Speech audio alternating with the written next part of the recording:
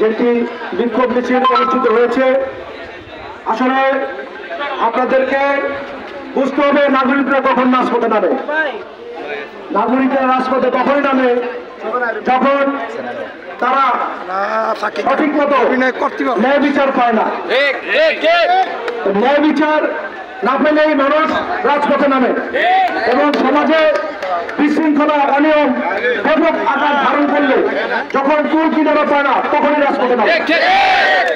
তাই আজকে ব্যবসায়ী, রাজনীতিবিদ, সামাজিক ব্যক্তিত্ব, সকল শ্রেণী দেশের মানুষ মাদক, সন্ত্রাস এবং চাঁদাবাজদের বিরুদ্ধে রাজপথে দিয়েছে এবং তারা মাদক লাল কার্ড দেখে এই লাল কার্ড ইনশাল্লাহ